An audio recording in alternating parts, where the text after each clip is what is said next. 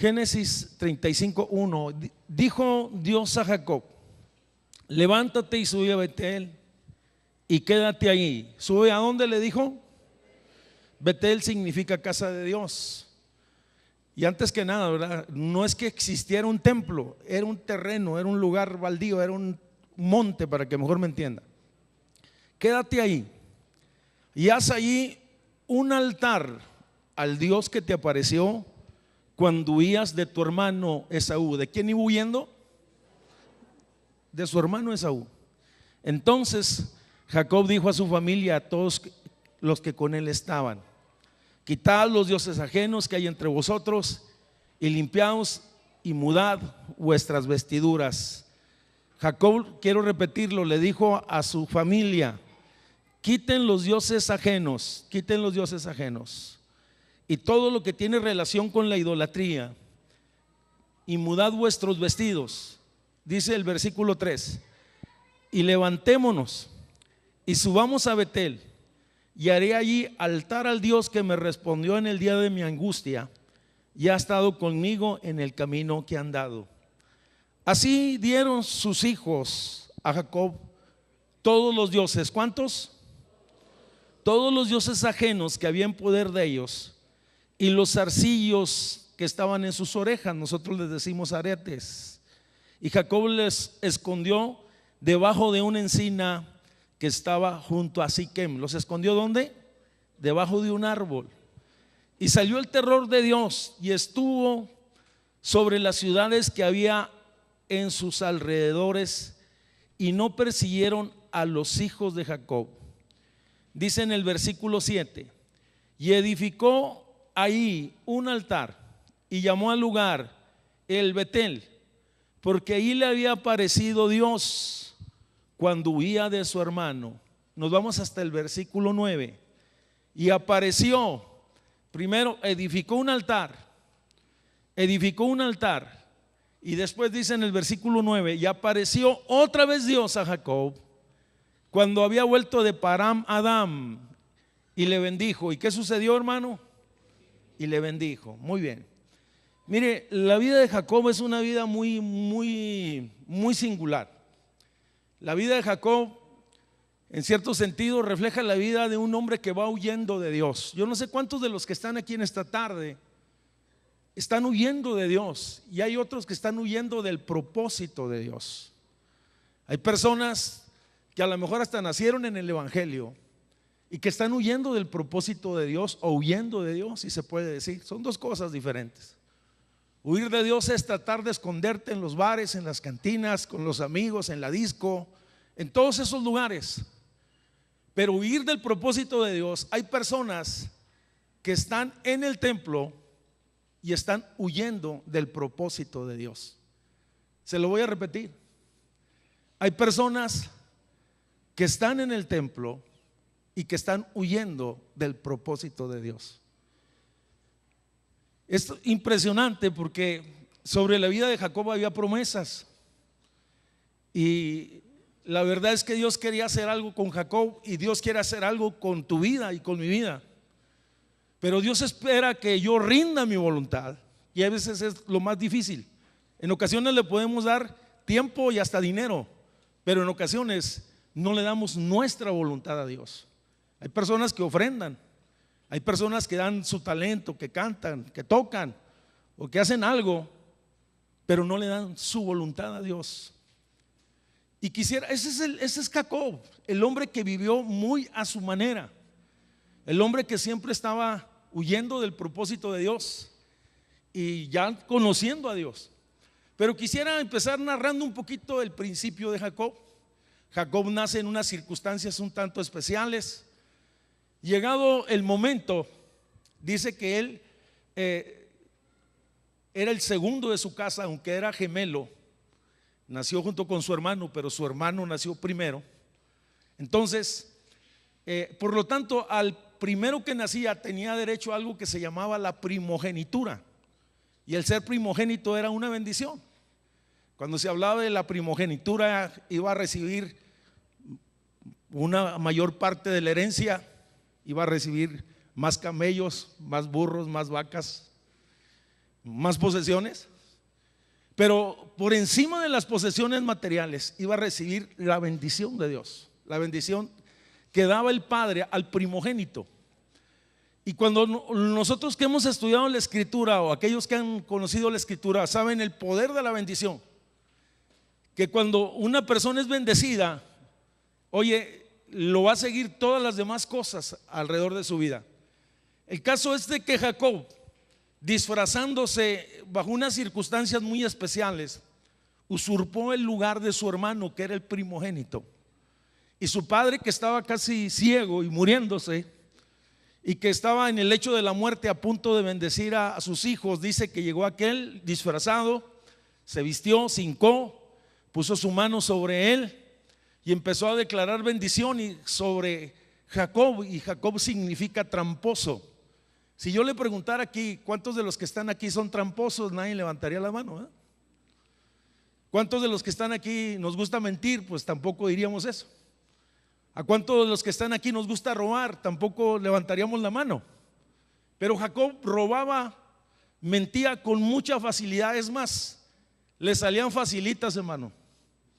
No se esforzaba mucho, así como algunos las malas palabras las traen ahí abajo de la lengua. Mire, salen. Bueno, yo no sé dónde salió eso. Ahí va. Escúcheme. El caso es de que Jacob, esa era la forma de vida que él tenía, y cuando se hinca no se detuvo a medir las consecuencias. Se disfraza de su hermano, su padre lo bendice. Cuando su hermano se entera, entonces dice que se llenó de ira su hermano, y que empezó a pensar cosas malas. Dijo: en cuanto mi padre fallezca, Jacob se la va a ver conmigo. Al ver esto, la mamá le dice a Jacob: levántate y huye. Y entonces Jacob sale huyendo. Vuelvo al punto, hay personas que están huyendo del propósito de Dios, y hay personas que están huyendo de Dios. Lo impresionante de Jacob, hermanos, es que sale huyendo, y en su ida dice que se le hizo noche en un lugar. Y cuando llegó a aquel lugar, dice la Escritura que se dispuso a dormir. Iba con muchos temores, era un joven simple y sencillamente. Y cuando llegó a aquel paraje, entonces tuvo un sueño donde Dios se hacía presente. Regularmente Dios se hace presente en la vida de los hombres en los momentos más críticos. Y te voy a decir por qué. Porque regularmente que en los momentos críticos es cuando el hombre le busca. Pero el caso de Jacob no es así. Jacob ni le buscaba, pero sí se hizo presente en el lugar, en el momento más crítico de su vida. Dice que había una escalera, vio una visión, un sueño, y vio una escalera que por ella subían y descendían ángeles de Dios a la tierra. Dice, y que en lo alto estaba Dios. Él entendió que Dios era alto, que Dios era magnífico. Oye, y dice que cuando Jacob y oyó la voz de Dios y le dijo: cumpliré mi propósito en tu vida, no te dejaré hasta que haya hecho contigo lo que te he dicho. Volvemos al punto, pero era necesario que la voluntad de Jacob se rindiera. Para que el propósito de Dios se cumpla en mi vida, es necesario que yo rinda mi voluntad. Yo puedo tener un llamado a ser misionero a las naciones, pero si yo no rindo mi voluntad, el propósito de Dios no se cumple. Si yo estoy en pecado, el propósito de Dios no se cumple. Si yo estoy haciendo cosas que no deben de hacerse, el propósito de Dios no se cumple. Simple y sencillamente estamos en pausa. ¿Estamos en qué? ¿Estamos en qué? Y hay mucha gente que está en pausa en las iglesias. Está estacionado porque está haciendo su voluntad y no la voluntad de Dios. Dice que en lo alto estaba Dios, y Dios le dijo: no te dejaré hasta que haya hecho contigo lo que te he dicho. Y Jacob se despertó, porque era algo impresionante, un sueño de Dios. Una revelación de Dios debe de ser algo magnífico, algo impresionante. Y cuando Jacob se despierta, dice que tuvo miedo. ¿Tuvo qué? Tuvo miedo. Y él dijo: esta es casa de Dios, esta es puerta del cielo. Dice, y entonces Jacob apresuradamente, oye, no llevaba muchas cosas, quiso sacar como una ofrenda y agarró así como un poco de aceite y derramó sobre una piedra ese poco de aceite. Dijo: lo unjo este lugar como una señal. Impresionante. Y empezó a hablar Dios con Jacob y le empezó a decir: si tú me bendijeras, si tú fueras conmigo en el camino, si tú me protegieras, si tú me prosperaras. ¿Le parece conocida esa oración? Si tú me bendijeras, si tú me ayudaras, si tú me sanaras, si tú me ayudas a robar el banco y todo me sale bien. ¿No es que hay gente que hace esas oraciones? Señor, si me libro de esta mujer, si tú me ayudaras. No es que yo sé lo que le estoy diciendo. Hay gente haciendo esas oraciones. Le estaba diciendo esas cosas: Señor, si tú me bendijeras, si tú me protegieras, si tú fueras conmigo, Señor, si tú hicieras todo esto. Él dice: ¿sabes qué? Tú vas a ser mi Dios. Y como que sintió que se quedó cortito, y luego le dijo: mira, es más, y te voy a hacer una casa. Y como que se sintió que se quedó cortito, y le dijo: ¿y sabes qué? Y te voy a dar el diezmo. Le prometió 3 cosas. ¿Qué dijo? Vas a ser mi Dios, te voy a hacer una casa y te voy a dar los diezmos. Y dice que Dios consideró sus palabras y le dijo: me gusta el trato que hiciste. Y Jacob se levantó con una paz increíble y se fue. Iba huyendo. ¿Iba qué? Huyendo de su hermano.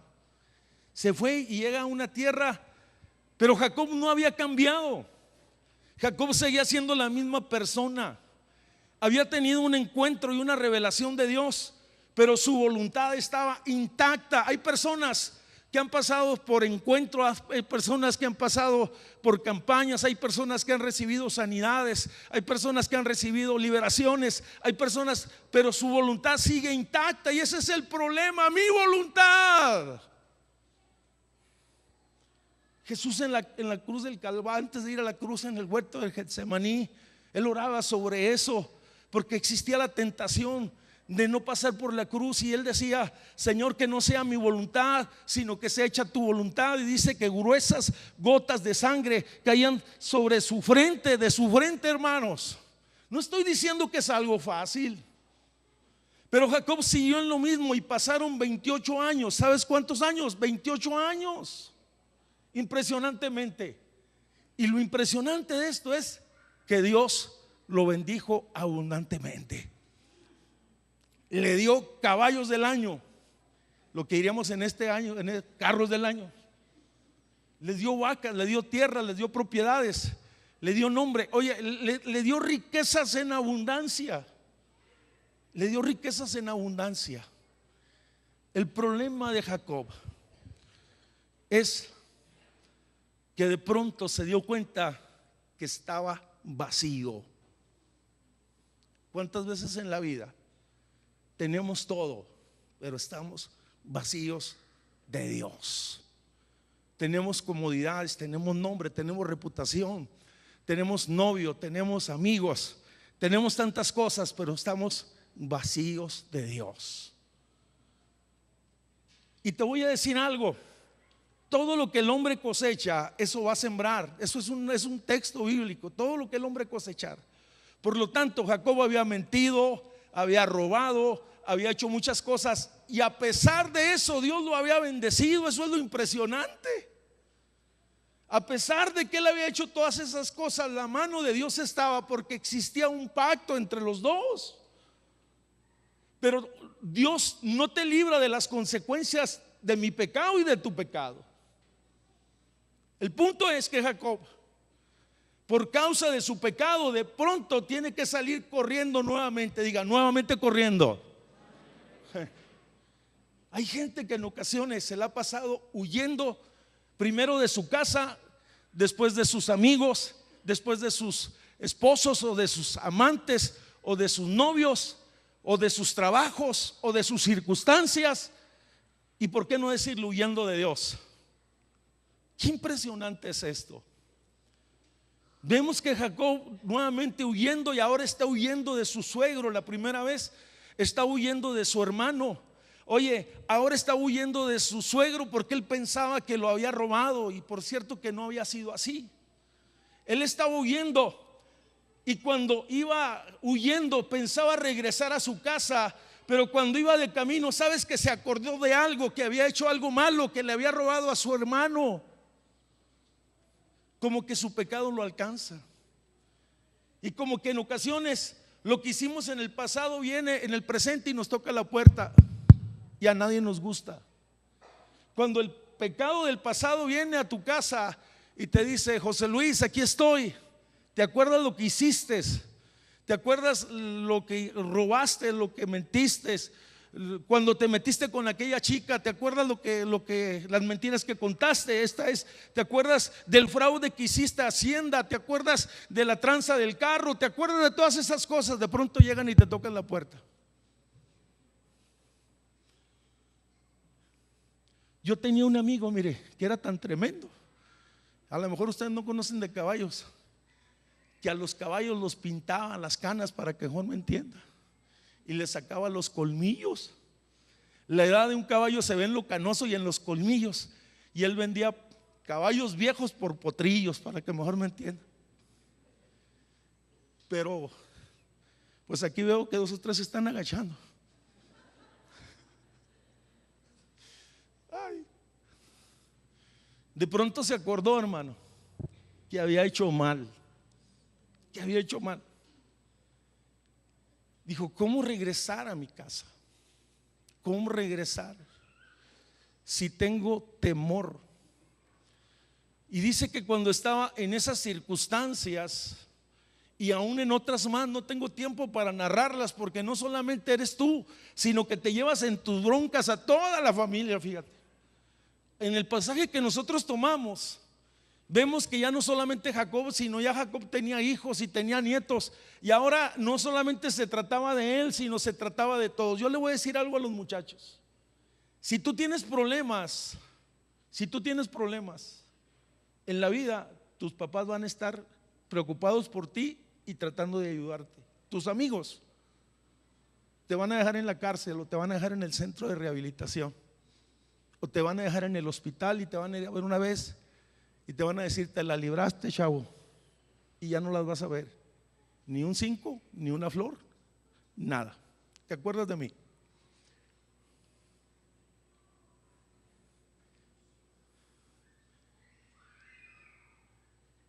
Hay veces no nos detenemos, hermanos, a pensar en la magnitud de lo que podemos desatar alrededor de nuestra vida. Y ese es el caso de Jacob. Cuando llegamos al capítulo 35, es un hombre que está a punto de explotar. ¿Está a punto de qué? Está a punto de explotar. Y entonces dice Jacob: tenía todo, tenía riquezas, tenía familia, tenía hijos, tenía caballos del año, tenía todo, pero no tenía a Dios. Solo tenía una experiencia de hacía muchos años atrás, 28 años atrás, que había tenido en un lugar que se llamaba Betel. Y entonces Jacob, él estaba en aquel lugar solo. Estaba buscando qué hacer, buscando a Dios, si se puede decir. Y Dios se hace presente en aquel lugar, porque así es Dios: el que le busca le halla. Pero cuando se hace presente de una forma que él no esperaba. Y en la crisis que él tenía, Dios le habla y le dice: mira, Jacob, es necesario que subas al lugar donde tú me conociste, es necesario que subas a Betel. Y es ahí entonces el pasaje que nosotros agarramos en esta noche: sube a Betel, sube al lugar donde tuviste tu encuentro con Dios, sube al lugar donde te relacionaste con Dios, sube al monte de la oración, sube a la presencia de Dios, sube y relaciónate con Dios, porque hay personas que están lejos de Dios aunque están en la iglesia.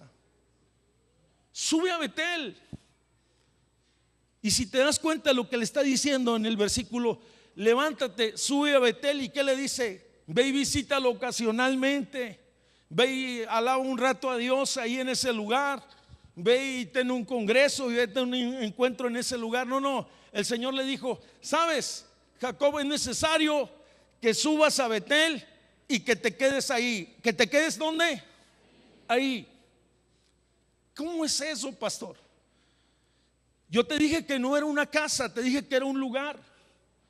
Era el lugar donde él se había encontrado con Dios. ¿Sabe qué es lo que le estaba diciendo? Sube a la experiencia y al nivel mío, donde está la escalera que sube al cielo, donde yo hablo, donde tú escuchas, donde tú puedes conocer mi voluntad, donde tú puedes rendir tu voluntad. Se lo voy a repetir: donde tú puedes conocer mi voluntad y donde tú puedes rendir tu voluntad. El problema de los cristianos es su voluntad. El problema de la gente que está por primera vez aquí es su voluntad. Algunos dicen: no, déjeme ser más viejo, pastor. Déjeme de perdido llegar a los 40 y ya le sirvo a Cristo. O déjeme probar el mundo. Mira, no tiene nada que ofrecerte, nada bueno, te lo aseguro. Su voluntad, ese es el punto. Eso es con lo que más lucha Dios, es con la voluntad de los creyentes y con la voluntad de los humanos. Dios te dice: conságrate, y tu voluntad dice: no me consagro. Dios te dice: rinde tu voluntad, búscame, y tú no le buscas. Impresionantemente dice: sube a Betel y quédate ahí y hazme allí, dice, un altar. Hazme un altar. ¿Te acuerdas cuando tú ibas de tu hermano y en tu crisis me buscaste o me hice presente contigo? Dice: busca, llega a ese lugar. Por lo tanto, Betel es un lugar de revelación. Betel es un lugar de confrontación. Eso es lo que he estado hablando hasta este momento. Un lugar donde Dios se hace presente, pero es un lugar donde Dios te habla y te dice la verdad. A nadie de nosotros nos gusta que Dios nos diga la verdad. ¿Cómo está nuestra vida? Que de pronto saque un espejo y nos diga: esta es tu vida. A ninguno de nosotros nos gusta. Nos asustamos a lo mejor con eso. Sube a Betel, quédate ahí. Un lugar de confrontación. Y de pronto Dios le dice: ¿sabes qué, Jacob? Es necesario que quites todos los dioses ajenos que traen tu familia, tus hijos, tus descendientes. Dice: es necesario. Fue confrontado. Qué impresionante es esto, hermano. Le voy a decir algo: Dios no admite la competencia. Aquí tenemos concursos de todos en el mundo, hermano. Del más feo, del más guapo, del más fuerte. Pero Dios no admite competencia. Él quiere ser único en nuestra vida. Él quiere ser el número uno. Él quiere ser el número uno. Ojalá que los muchachos pudiéramos entender, los muchachos, los jóvenes, que Dios quiere ser el número uno de su vida. Antes que el novio, antes que el esposo, antes que la esposa, antes que el trabajo, antes que todas las cosas. Dios quiere ser el número uno en nuestra vida. Quita los dioses ajenos. Y el primero y gran mandamiento dice: al Señor tu Dios adorarás y a Él solo servirás. Y habla, dice, con todas tus fuerzas, con toda tu mente, con todo tu corazón, con todas tus emociones, dice, con todas. Y enseguidita dice: y no tendrás dioses ajenos delante de mí. Muchas veces solamente pensamos que son idólatras aquellos que andan detrás de dioses ajenos. También la idolatría consiste en todo aquello que se antepone a lo que es Dios. Dios le estaba diciendo a Jacob, porque ellos sí traían ídolos de aquellos lugares, de los cananeos, de las tribus. Se habían contaminado sus hijos, no les había enseñado los principios. Oye, venían impresionantemente, su mente saturada de idolatría, si se puede decir. Dice que entonces Jacob reunió a sus hijos y le dijo: denme todos los dioses que están delante de ustedes. Agarraron todas las cosas y dice que fue y las enterró. Es necesario renunciar a todo lo oculto y a todo lo que tiene mal nombre. En una ocasión, en un campamento juvenil, porque algunos dicen: pues eso no es para mí. No, ahí te va. En un campamento juvenil, un hermano hablando de estas cosas, aquí hay testigos de eso.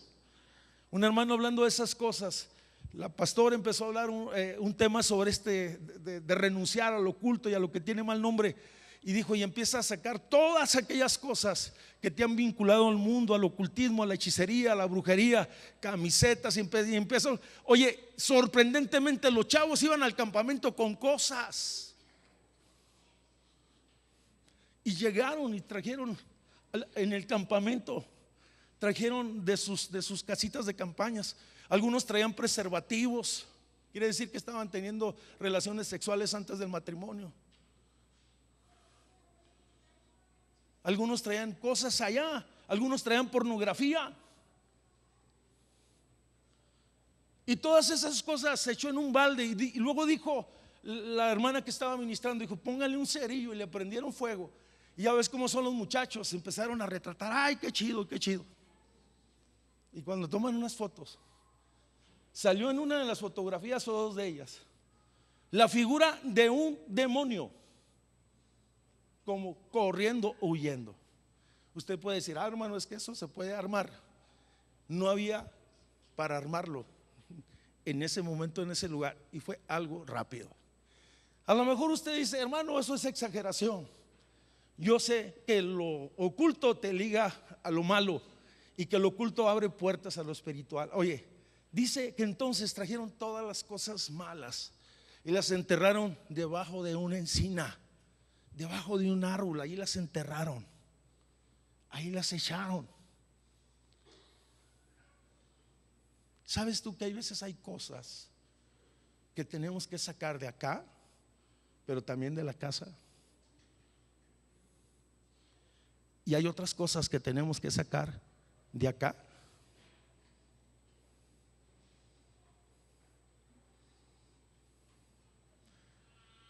Yo no estoy diciendo que sea malo, estoy diciendo el uso que le estás dando.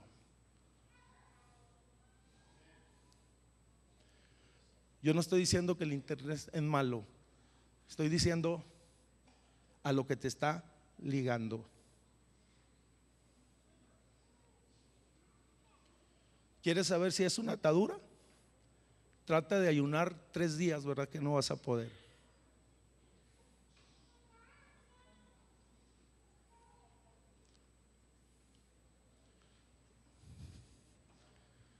Traían todas las cosas y dice que las metió debajo de la encina. ¿Y sabes qué dijo? Si vamos a buscar a Dios, vamos a buscarle como Él quiere que le busquemos.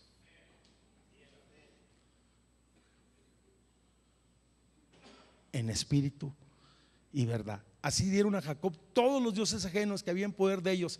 Fíjese, y pues no me extraña que hasta en los aretes, ¿verdad?, estaba la idolatría metida ahí, dedicados, consagrados, todas esas cosas. Ahí va para allá.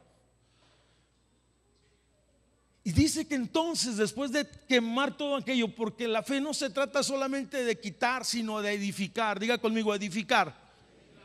Voy a tirar todo lo que no es, pero voy a edificar lo verdadero. Hay chavos y personas, oye, que ya no toman, no fuman, no maldices, pero no han edificado una vida fuerte en Dios, no se han edificado en la palabra, no han crecido en fe, no han crecido en revelación, no han crecido en conocimiento, no han ganado un alma, no oran, no ayunan, no diezman, no ofrendan, y eso es lo de menos, lo último. Pero no han crecido en gracia ni en conocimiento. No solamente se trata de quitar, sino se trata de edificar. ¿Se trata de qué? De edificar. Muchos tienen muchos años y siguen siendo muy niños. Y es necesario dejar esa mentalidad y empezar a edificar en un crecimiento y en una estatura conforme al varón perfecto, dice la Escritura. Impresionante. Dice que entonces Jacob empezó a edificar un altar de piedra, hermano, en aquel lugar. Sus hijos, Jacob, en tierra extraña o en otro lugar no había edificado. No se habla de altares fuera. A partir de ahí se habla de los altares de Jacob, si se puede decir. Dice entonces que Jacob empezó a cumplir la promesa que había hecho 28 años: te voy a edificar una casa. Y por lo menos empezó a edificar un altar. Mire, hermano, muchos de nosotros, cuando estamos con broncas, le pedimos a Dios y Dios te responde. El asunto es: espera a Dios que tú le cumplas. O sea, esa es la palabra, así es Dios. El asunto es que empezó a edificar un altar y les empezó a decir: este es un altar. Y les tuvo que empezar a hablar del Dios de Abraham, del Dios de Isaac, del Dios de Jacob, del Dios poderoso, del Dios de los cielos, del Dios creador. Lo poco que sabía o lo mucho que sabía, lo que había escuchado en su casa, empezó a hablarles acerca de él. Oye, del Dios que se le apareció en el camino, del Dios que lo había librado, del Dios que lo había bendecido. Qué importante, qué impresionante será cuando los papás, los que estamos aquí, hermanos, que tenemos hijos, nos sentemos a la mesa y le hablamos a nuestros hijos del Dios poderoso que tenemos. Vamos a marcarlos y vamos a bendecirlos. Les hablamos de fútbol, de básquetbol, bueno, les hablamos de todo, pero nunca les hablamos de lo que edifica y de lo que se sostiene. Y por eso es que cuando vienen las broncas, el muchacho parece casita de chocolate y la casa de él. Impresionantemente. Y cuando nosotros edificamos en espíritu y en verdad, Dios se hace presente. Cuando alguien lo busca, lo va a hallar. Cuando alguien lo busca en su intimidad, cuando alguien lo busca en el secreto, cuando alguien lo busca en su problema, cuando alguien lo busca en su enfermedad, se va a encontrar con él.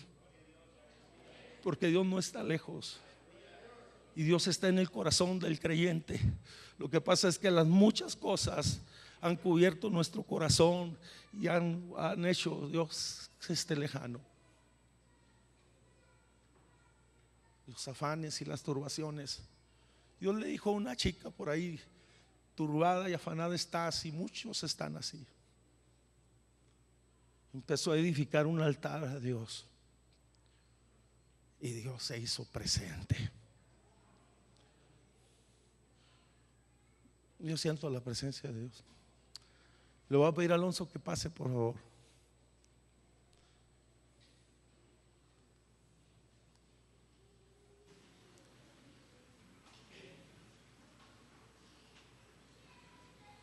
Jacob tenía miedo y cuando Dios se hizo presente, el temor se fue.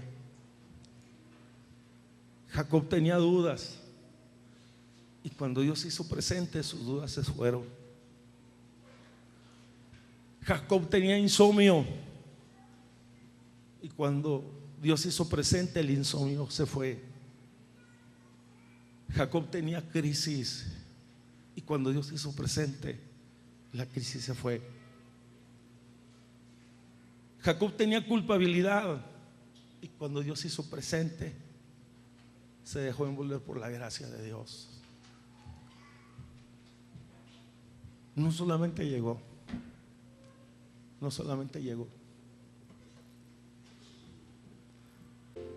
no. Dios te dice en esta noche: ven, que te quiero abrazar. Y después yo luego cargo lo demás. El altar está abierto. Es para usted y para mí.